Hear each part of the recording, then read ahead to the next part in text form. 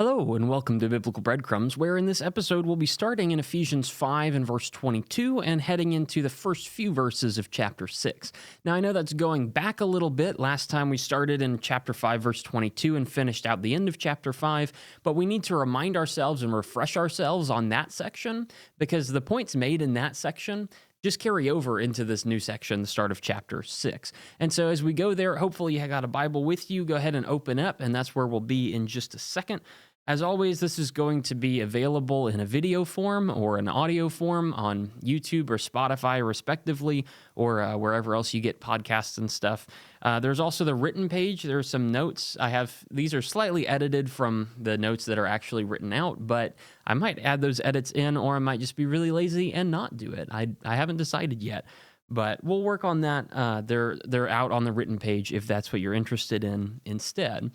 What we're dealing with in the end of chapter 5 is talking about marriage. We were talking about husbands and wives and how they are different roles.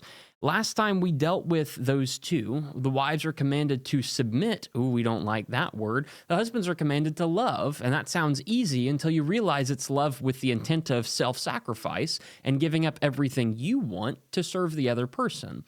And that's really the point, isn't it? Is that husbands and wives are different roles, but with the same overall purpose. They have different ways of accomplishing things. They have different ways of working together, but ultimately, it is the same goal. It is the same purpose. They are both working on shelving the things that they want and serving the other person. That's the point. And so if you're a wife, hey, shelve some of your, autonomy, your personal autonomy, and start listening to your husband. Respect him and pay attention to him. I know that's not always what you want to do, but that's good for you, and that's going to be helpful for the relationship. Husbands, put aside the things that you want. You don't get to use your authority to do whatever. You don't get to, just be in charge and do whatever it is you want to. No, all of this work is going to be going towards bettering your wife, bettering the other person. And so the point is that both of these roles act in unique ways, but they both act towards the same goal, towards the same objective. Ultimately, it's the same underlying command of put aside the things that you want and serve the other person. And as you get into chapter 6, what you get to deal with are another two sets of roles, parents and children, and then slaves and masters, and you end up seeing the same pattern being duplicated over again. The point being with all of these, husband, wife, parent, child, slave, master, any of these relationships, the point being how you succeed in them and how you live as a Christian in those relationships is going to be putting aside the things that you want and serving the other person anyway. That's the goal. That's the whole lesson. You don't have to listen to any of the rest of this if you don't want to. That's the point. And so we're 3 minutes in. There you go. You can check out now if you want to. And if not, then keep on listening.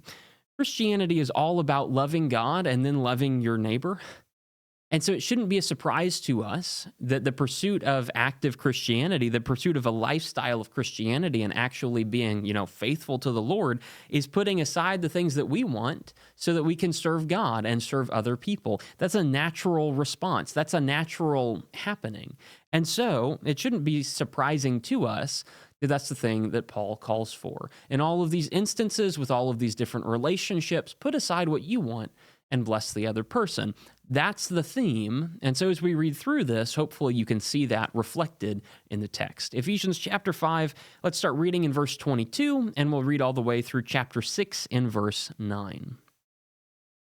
Wives, submit to your husbands as to the Lord, because the husband is the head of the wife, as Christ is the head of the church.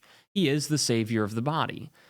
Now, as the church submits to Christ, so also wives are to submit to their husbands in everything. Husbands, love your wives, just as Christ loved the church and gave himself for her, to make her holy, cleansing her with the washing of water by the word. He did this to present the church to himself in splendor, without spot or wrinkle or anything like that, but holy and blameless. In the same way, husbands are to love their wives as their own bodies.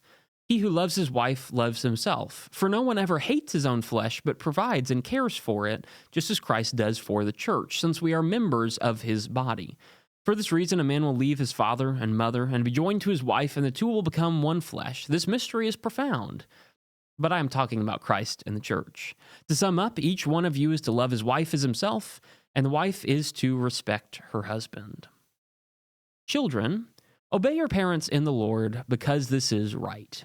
Honor your father and mother, which is the first commandment with a promise, so that it may go well with you, and that you may live a long life in the land.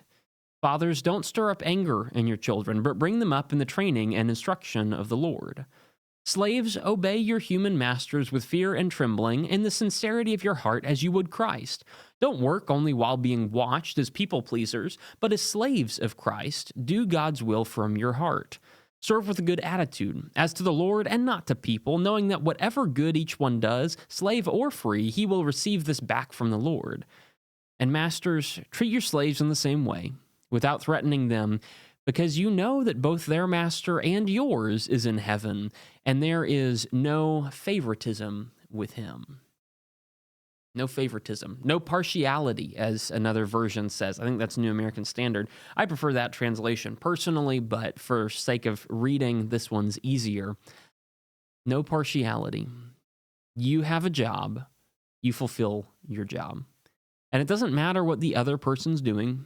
If the other person is not fulfilling their job they promised to, and they're not fulfilling their end of the bargain, they're not holding their end of the burden or whatever it is, you still promised to uphold yours. What we talked about, one of the things I mentioned last time, I think I mentioned it last time, is that marriage vows do not depend on the other person reciprocating it. Marriage vows are, I am going to serve you in every circumstance. As long as we're both alive, I'm going to serve you. And then the other person also promises to serve me, right? It's not that I am promising to serve as long as she serves, as long as my wife is faithful to her promise. It is that I am promising to serve, and I am going to do that whether or not she fulfills her end of the bargain. And so when you think about husbands and wives, or rather wives and husbands, you come across this very simple paradigm. Here's the easy way of saying what I spent, like 50 minutes or whatever saying last time. Wives, submit with respect. In so doing, serve your husbands. That's a service to them. Is that what you want to do? Do you always want to submit in a respectful way? Do you always want to be respectful? Do you always want to be submissive? Do you always want to listen? Do you always want to spend time paying attention to what the husband has to say? No, you don't. So grow up and do it anyway, okay? You have a job. You agreed to your job, so do your job. Do it anyways. I know it's not what you want to do all the time. Who cares, right? You still got a responsibility. That's your role to play. Husbands, love with self-sacrifice. Love in such a way that you give up everything for your wife. You don't get to serve yourself. No, you have to serve her instead. Husbands, is that something you always want to do? Do you always want to make her do everything? Or do you always want to bless her in every way? Or do you want to shirk your responsibility and let her, take charge, let her make decisions, let her do everything? It's a whole lot easier to let her do all that. And I don't care, because you've got a job. You agreed to it. You're the one who's supposed to lead. You have to get the responsibility. You're the one to blame when things go wrong. And so, husbands, as much as you might not want to do that, guess what? You signed on for it. It's your job, and nobody cares. Grow up and act like an adult. Is that too harsh? No, it's not. That's what you agreed to. And so you're going to live it out in that way. It's not always what you want to do. Okay. Cool. Nobody cares. Do it anyway. You agreed to it. You promised.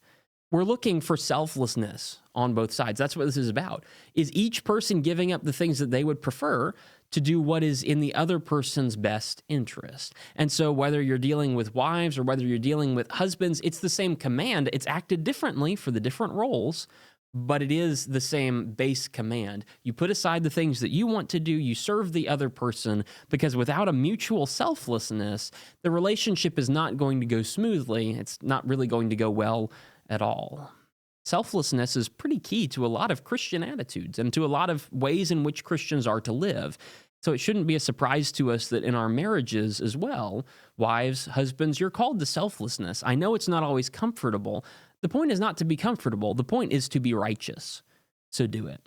Nobody cares about your excuses. They're not going to fly with God. He shows no partiality. He judges according to each one's work. He's going to make sure that you held up your end of the bargain. Even if the other person didn't hold up theirs, you still have a job to do. So do it. That's the simple way of saying it, right? Husbands and wives, you have a job. Go do it. Now you get to see that attitude reflected in these other two examples as well. Because the Bible wasn't written with chapter breaks. Chapter 6 and verse 1 is not Paul pivoting ideas and just like cutting one idea off and going into another idea. It's a natural flow of thought, a progression from the previous section to this one. Now, children, you also have a role to play. Children, you also have a job. Children, your job is to obey with honor, and in so doing, serve your parents.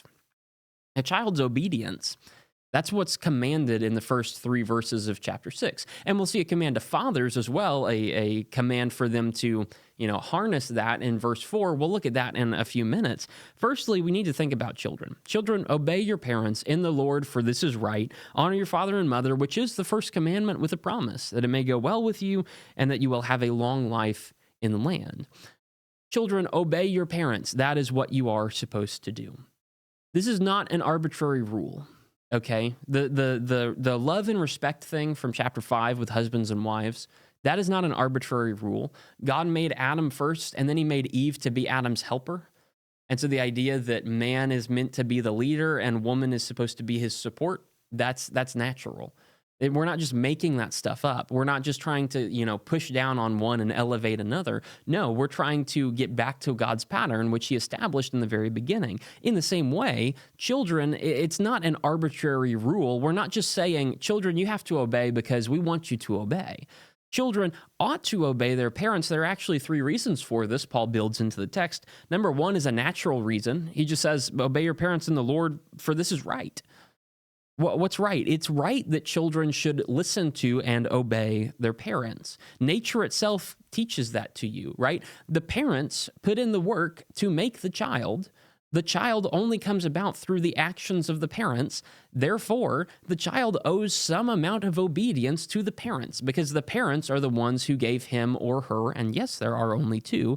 The parents are the one who gave him or her life in the first place.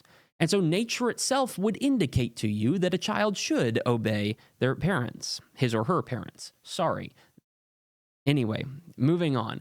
A child should obey his or her parents. That is just what's naturally right. Beyond that, beyond just the natural revelation, sometimes God talks about, there's natural revelation and then there's direct revelation in the words of Scripture.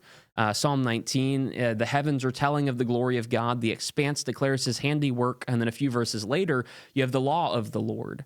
And you have his testimonies, and you have his commandments, and you have his statutes. It's not just the natural witness of the world that's showing that God created the world, but it's actually God speaking that actually, also has an input on how things work. In this case, it's not just nature saying, children ought to obey their parents. It's also God's direct speech in the law of Moses. It was the first commandment with a promise. It's found in Exodus 20. It's the 5th of the 10 commandments. Honor your father and mother, right? That's just one of God's basic commands. And so nature itself teaches you that, but also the law, the old law teaches you that. The parents who began your life, deserve some honor for it. They worked for that. One of the reasons these uploads have been kind of sketchy, hit and miss lately is about 3 weeks ago, my wife gave birth to a child. It took her a lot of work. It was a lot of work to do that. Okay. There's a natural amount of respect that should come with that. There's a natural amount of honor that our daughter should have for the work that my wife put in. I didn't really do anything. I was just kind of there, but she did a whole lot of work for it. You should honor that. A child should honor their parents. It's natural. God commands it. God enforces that with a command. Without your parents, you wouldn't exist. Without the work your parents did to create you and then to pop you out in this world, you wouldn't exist. So honor them for that. You don't have to agree with everything they say. You don't have to follow after everything they do, but you do owe them a degree of honor and respect because they're the ones who gave you life in the first place. Maybe they deserve some blessing for that. And so not only does nature tell you to do that, the law itself tells you to do that. And not only does the old law tell you to do that, we aren't bound by the old law anymore. What do we listen to? We listen to the gospel, and the gospel tells you to do that. Children, obey your parents in the Lord. Who is the Lord? It's the Lord Jesus Christ. What are other titles for the Lord Jesus Christ? Oh, the Son of God. Was the Son obedient to the Father? Yes. Yes, he was. Even in instances where the son didn't really want to be obedient to the father, yes, he was. Go read Matthew 26 or 27, whichever one it is. Jesus says, "Let this cup pass from me. I don't want to suffer this, but not my will. Let yours be done."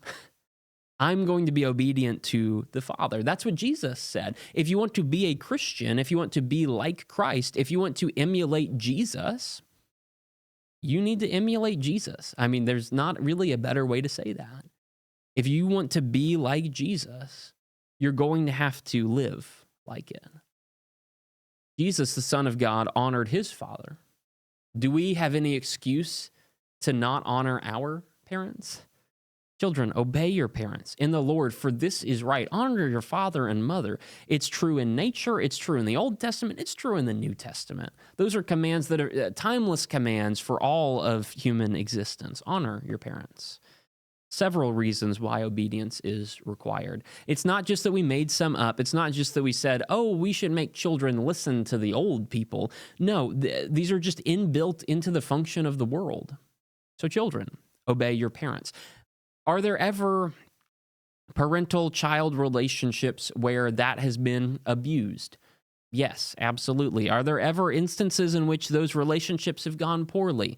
Absolutely there are. Would you obey in every single circumstance? If your parent told you to stop praying, would you obey? No, you wouldn't, because the commands to God, the faithfulness to God supersedes faithfulness to any human being. That's one of the reasons why Jesus says, if anyone comes to me but is not willing to hate his father or mother or brothers or sisters, if he comes to me but does not hate his family, he cannot be my disciple. I think that's Luke 14.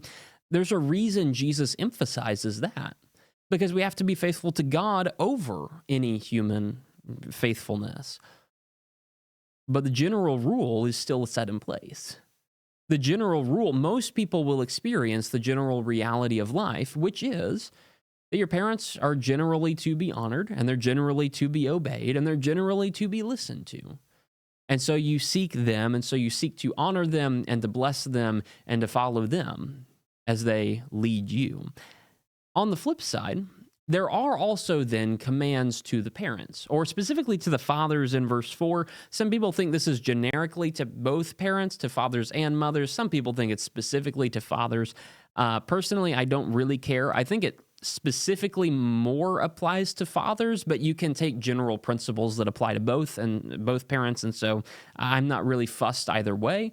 But I'll try to use the word fathers, even though I may slip up and use parents instead. Just as much as the wife is commanded to follow the husband, to listen to obey, to respect the husband, the child is also commanded to obey and honor the parents. But just as much as the husband is then commanded to love and sacrifice for his wife and not abuse that authority, but rather use it for her benefit, so too the fathers are commanded not to abuse their authority and break the child, but to use it to serve the child. And so what are fathers commanded to do in verse 4? Fathers, don't stir up anger in your children. Bring them up in the training and instruction of the Lord. The nurture and admonition, the discipline and instruction, or however you want to say that, those two words, those two concepts really vital here. Much like with the husbands and then the masters, when God turns around, right, in every one of these relationships, God gives one party the role of the listener and one party the role of the leader. Don't confuse those two. Husbands lead, wives listen. Fathers lead, children listen. Masters lead, slaves listen.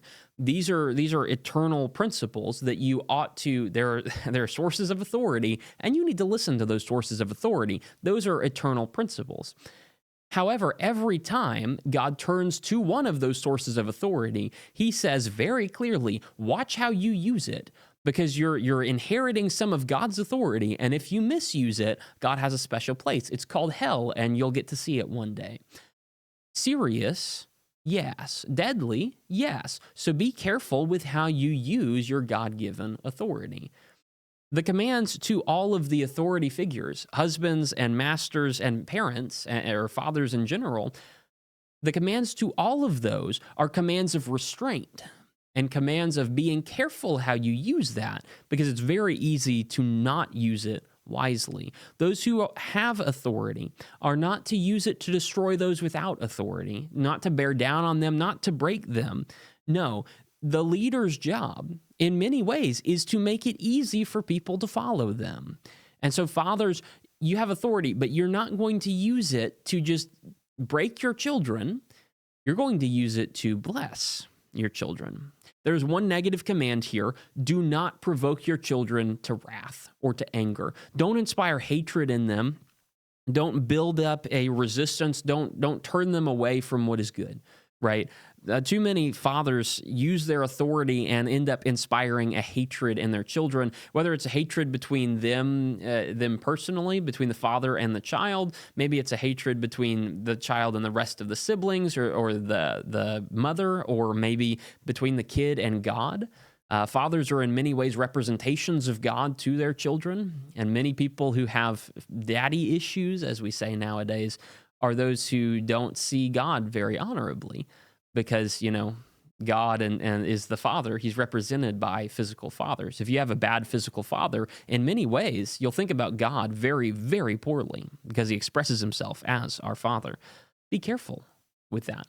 You have an incredible responsibility to display God to your children.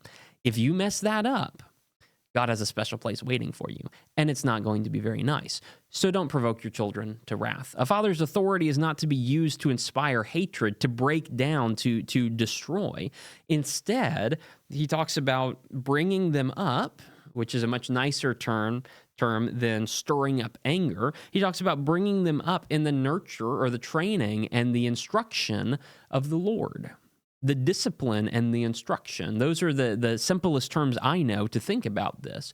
You need partly discipline, and partly you need instruction. What is discipline? Discipline is telling you what is bad. Discipline is turning you away from what is bad. Discipline is correction when you go down the wrong path. When you do something evil and you get a slap on the wrist. That's what discipline is. What is instruction? Instruction is teaching you on what is good, is pointing you down the right path, is telling you how to go, is telling you what is proper and what you should pursue. What Paul is talking about here are two sides of a very similar coin. Discipline is turning you away from evil, and instruction is turning you towards good. It's not enough to just be turned away from evil. If you never know where to look, who knows where you'll end up going? You might be turned away from one evil and go right down the path of a different one. That's no good. That doesn't help you. That doesn't solve your problem. No, discipline is helpful because it turns you away from what is wrong, and instruction is helpful because it comes in and fills in the gaps, and it turns you towards what is right, and it actually teaches you good. The idea here, you're not just repressing the child's wants. Every child wants some things that are very bad for them. Every kid wants to touch the stove, right? That's not a good idea. And so you discipline them and say, don't touch the stove. But then you also instruct them, hey, here is why you don't do that. Here is why that is bad. Here is why that is unhealthy. Here is why you shouldn't do that. Here are some other options. Let's not touch the stove when it's on. Make sure that it's off. Make sure that it's cool. And then then you can do it. This is not to repress what the child wants and to destroy the child's will and what the child wants to do. The idea here is to channel the child's desires in the proper direction. Every human being has desires. Sin is desire out of control. Sin is desire that is taken outside of the realms that God has established for it. And so what a father's job is, what the parent's job is in general, but what a father's job is specifically, is to step in and make sure that the child knows those are improper desires. Those are things, you're pursuing those things outside of God. That is not right. Here's the right way to use those. I know you're angry about this situation, but you're angry in such a way that you're hating other people. That is not a proper usage of your anger. Here's a proper usage of your anger. Let's turn it around. Let's forgive those people. Let's send it to God. God can deal with it. He is just. He'll deal with it in the end. But you need to make peace with that. You need to forgive them because that's what God says to do. That's a proper channel. You're not just telling the kid, don't be angry, but you're telling them how to use it. You're telling them how wisely and righteously to utilize those things that they are thinking and feeling. That is the role of a parent. Discipline and instruct. Take away what is bad and push them towards what is good so that they become righteous. Children, obey your parents. Parents, be worthy of that obedience. Lead your children towards righteousness. That is your job. And may I suggest here, being super experienced at this whole parenting thing, I've been one for like 3 weeks. Wow, that's incredible. Parents, this is not going to be accomplished by dropping your kids off at church, right? Discipline and instruction of the Lord is not going to be accomplished by taking your children to church. That can be part of it. Absolutely, that can be a part of it. That can be a section of the discipline and instruction. It should be, but that's not going to cut it. And too many parents think it will. Too many parents drop their kid off at Bible class and hope that the Bible class teacher will discipline and instruct their child in the way of the Lord, and then they don't do anything else. Maybe the kids will listen to the sermon, and then the preacher will discipline and instruct their child in the way of the Lord, and then that's it. And that teaching, that instruction, that never applies to the home. That never applies to anything else, and it's just at church. Parents, you are responsible for raising your child. You are responsible for teaching them well. You are responsible for leading him or her, or I guess however many children you have. You are the ones who are responsible for that. Dropping your kid off at church and hoping church is going to solve all your problems and do all your instruction for you so that you don't have to do anything, that is not going to work. That is foolish. That is abdicating your position of responsibility. And God has a special place for you guys if you do that for your children. You are responsible for teaching them well. It's also possible for you to do your best and for you to teach your children well, and your children just up and leave. It's possible, right? It happens. I've seen it happen. Okay, that's not your fault. But it is your fault if you just kind of drop them off, if you never instruct them in the Lord, if you never took any care to point them towards God, if you never took any care to show them what was righteous from what was not righteous, if you never explained those differences to them, it is kind of partially your fault when they walk away because they don't understand. You have a responsibility. A church is not going to raise your kids for you, okay? The school is not going to raise your kids for you. And too many parents, especially nowadays, rely on external sources to raise their kids and to instruct them in what is right. You have no idea if that's happening or not. You as a parent, you have to do that instruction. That's God's command. Don't shirk your job. I know it's not comfortable. I know it eats into your free time. I know you're not able to do all the things you want to do anymore. Well, guess what? Nobody cares. You signed up for it. It's your responsibility now. You have a job, and God's going to hold you accountable for that job. Children are supposed to obey. Parents are supposed to lead. Do those things. Do those things. Because if you quit those, if you fail to do those things, God is going to hold you accountable, and you're not going to like where that ends up. Is that too harsh to say? No, it's not, because that's the reality of the situation. This is serious. There are serious consequences to failing in your roles, but God has given you these roles so that you would use them for His glory. Parents, discipline out what is wrong. Parents, teach what is right. And in so doing, you serve your children, doing what's in their best interest instead of what is most convenient for you at the moment. It is very sad when parents shirk their job and quit their instruction, and then they wonder why their kids aren't listening to them. They wonder why their kids aren't growing up to be righteous. They wonder why their kids aren't any good. Well, maybe it's your kid, and maybe it's just you. So be careful and be wise. You've got a responsibility, so use it well. Husbands and wives. Husbands, lead your wives well. Wives, follow your husbands. Help them out. Children and parents. Children, follow your parents. Parents, lead your children. Help them out. And thirdly, slaves and masters. Oh, here's controversy. Slaves, follow your masters, and masters, help them out. Is it going to be any wonder if I say that the point of slaves and masters is that the slaves should put aside the things they want and serve their masters, and the masters should put aside the things they want and serve their slaves? Is it any surprise that I'm going to say that? Because that is exactly what Paul says. And before we talk about this, we have to be silly and engage with some silly people. There are a lot of people who blow this out of proportion. There are a lot of people who hear the word slave and say, oh, that's terrible, that's evil, etc., etc. Realistically, the word slave just means servant nowadays. If we were to interpret that into a modern day American context, we might use the term servant. We might use the term employee is a pretty close approximation. We're not talking about people that you went off into a foreign land and kidnapped and then you forced into indentured servitude and beat them all the time and never did anything good for them. That's not what we're talking about. We're talking about anywhere up to 40% of the Roman population. We're talking about the vast, or not, maybe not the vast majority, but a large percentage of the working class would be labeled as slave. Just servants, just employers, people who were working under other people. That's kind of the term. And in some cases, yeah, we're talking about field work. Yes, we're talking about manual labor. The people who, never went to school and ended up just working construction from the age of 8. Yeah, those people could be considered slaves, but also doctors could be considered slaves, right? People who never went to school versus people who went to years and years worth of school, who have the highest level of education to understand the human body. All labeled slaves, all part of the 40% of the population, right? And so when we talk about slaves, a lot of people have this one-dimensional 1800s Americanized view of slavery and what slavery was. Realistically, Roman Empire slavery is very, very different. It was somebody who was working for somebody else in the most generic terms possible. I'm sure some of those relationships were awful. Some of those relationships were terrible and abusive. And some of those relationships are great because you don't want to be mean to the guy who's supposed to sew you up the next time you take a sword wound, do you?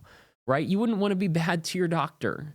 You wouldn't want to be unwise. You wouldn't want to mistreat your accountant.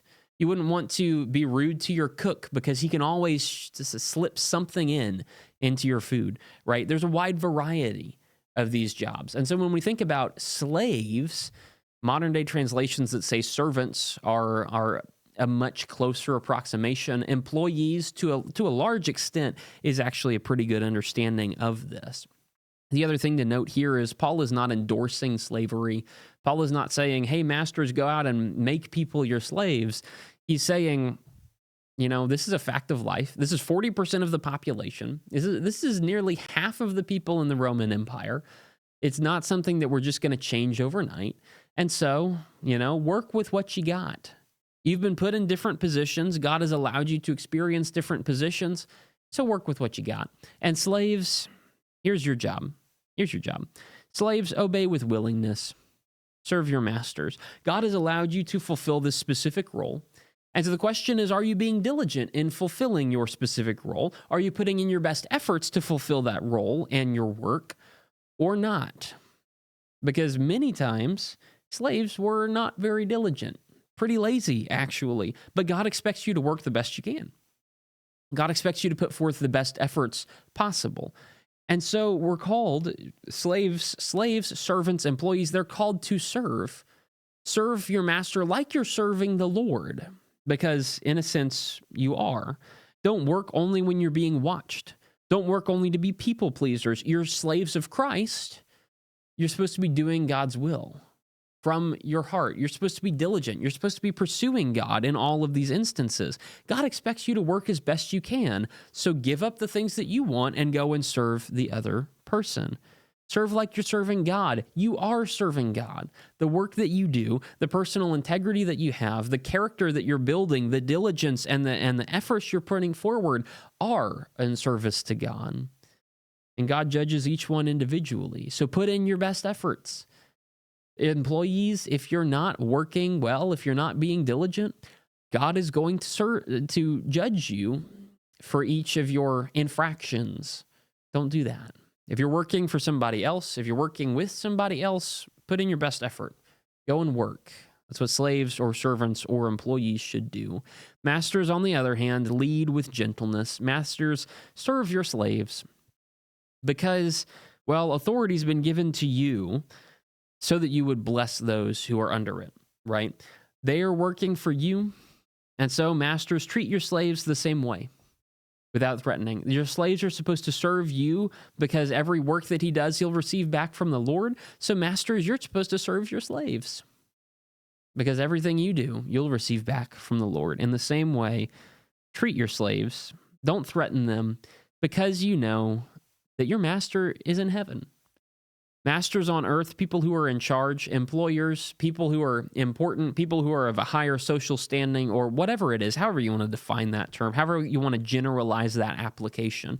The people who are in charge, know that at the end of the day, you're not in charge. You are a steward of what God has given. You have an opportunity to serve. You have been given great blessings. You have been given great wealth. You have been given great ability. And you're supposed to use it to bless the other person. Your master is in heaven. God is bigger than you are. And as big of a business as you might run on this earth, as many people as you have working for you as you might on this earth, guess what? It's peanuts to God. God is in charge of everything. And he's going to make sure you live with it well. Your master is in heaven. He's watching the things you do. And if he sees you being abusive to the people who are under you, what do you think he's going to do to you? If you demonstrate that you don't care about those who are under you, then God will demonstrate that he doesn't care about you, right? That's what you're asking for. Masters, serve your slaves. You have a master in heaven. There is no partiality with him. He doesn't say, oh, you're rich. Oh, you're in charge. Oh, you're important, so I'm going to pardon you. No, he says, were you nice to your fellow man? Were you faithful to God? Were you serving other people? If so, you get a pass. If not, you don't. He has a special place reserved just for you and for other people who abuse their responsibility and who fail to fulfill their role. Slaves, employees, masters, employers, be careful how you relate to each other. Employees, go work. Be diligent in that. And employers, treat them well. They're human beings. Treat them wisely. The Bible actually, when it talks about slavery, it argues for a very humane form of slavery that is merely just people working together, one in charge and one under him. And every time that's mentioned, that's the thrust of the biblical argument. That's why in Christian nations, progressively, slavery has gone down. And progressively now, we don't have slavery anymore. Now it's just employer-employee, and we have complaints about that too. But that's an issue for another day. If you're working for somebody else, be diligent for them. If somebody else is working for you, be a good leader. Be good in charge of them. You've been given authority, so don't be abusive in that role. Yes, there are people who misuse their authority in various ways. Of course there are, but it doesn't change the general rule that you ought to play your role well. God has given every one of us different roles to play. If you're married, you're either a husband or a wife. If you have parents, you have parents or you have children, you can play those different roles. You have slaves or you have masters, you have people who are in charge of you, or maybe you're in charge of people. You've got certain roles there. Some people are elders in the church. They've got a certain role. Deacons in the church also have a certain role. Those who are evangelists have a certain role. Those who are CEOs have a certain role. Those who are, gas station attendants have a certain role. God has allowed all of us to fulfill a variety of different roles. You have a responsibility to be faithful in that. You have a responsibility to use that well. You have a responsibility to live that out wisely, because you have a responsibility to fulfill the role that God has given you. He's established some amount of authority with you. You have a hat to wear. You have a part to play. You need to act in a certain way. You need to bless in a certain way. You need to be a certain way to fulfill your God-given responsibility. And so what Paul says here in these few little instances, or you can generalize this to all sorts of different roles that you can play in the kingdom or just in your life, how would I live those as a Christian? What did I agree to? What are my responsibilities? Am I fulfilling those honestly, as I should, as I'm expected to, or have I gone back on my word? Have I failed to keep my promise? Am I pulling back and failing to live up to the responsibility God has given me? At the end of the day, there is no partiality with God. He is bringing he is bringing judgment on all. Some of them will be favored, the ones who obeyed him and listened to his words. Some of them will be judged harshly, the ones who did not obey him and did not follow his words. So which one will you be? Which one will you pay attention to? Who are you going to be like? Are you going to follow God or not? Because there is no room in heaven for those who are not willing to put aside the things that they want and serve the other person as they're expected to. That's the point. That's the point of all of your life. That's the point of your different roles that you play. You put aside the things that you want to serve God, the Lord your God. You love the Lord your God with all your heart, soul, mind, and strength, and then you love your neighbor as yourself. So you put aside the things that you want to serve God because you love him, and to serve your neighbor because you love him or her or them, all of them. You love everyone who's around you, and you do your best to fulfill your role and bless them as best you can as is role appropriate. That's the basic summary for today. It's not that complicated. It's not that difficult. It is difficult to do. It's not difficult to understand. But guess what? Nobody cares that it's difficult to do because we all have to go through it. So, suck it up and do your work. Is that too harsh? Is that a mean way to end this? Yeah, it is. So grow up and do it because you got a responsibility. You've been given certain parts to play. You have a responsibility to see those done well, and God will judge you if you did not do those well. So be wise in how you pursue your life. Be wise in the hats that you decide to wear. If husband-wife sounds like too much pressure, then guess what? Maybe you shouldn't get married. If parent-child sounds like too much pressure, maybe you shouldn't have children. If slave and master sounds like too much work, maybe you shouldn't be an employee. Maybe you should, go and be a self-starter or whatever. Maybe you shouldn't be a master. Maybe you should just be an employee. Maybe that's too much burden on you. Maybe you don't want to face that. Okay. There's nothing wrong with that. There's nothing wrong with not engaging with any of these roles. But if you decide to get married, this is how you have to live. If you decide to have children, this is the role you're going to play. If you decide to take a certain position and work, know that you're going to be responsible for that position. And so as you go through your life, be aware of what you're committing to and keep your commitments because God is honest and he doesn't look favorably on people who break their promises. That's the message for today. Hopefully that's helpful. Hopefully it gives you something to think about. No partiality with God means he's equal opportunity judgment for all. Be careful how you use that. Be careful how you engage that because Judgment Day is coming and God does take things very seriously. Next time, maybe not next week, hopefully next week, but next time we do this, I have my final outline here, the end of Ephesians chapter 6, verses 10 through 24, and we'll go ahead and wrap up this book. We'll go ahead and finish it up and talk about the things that Paul ends off with.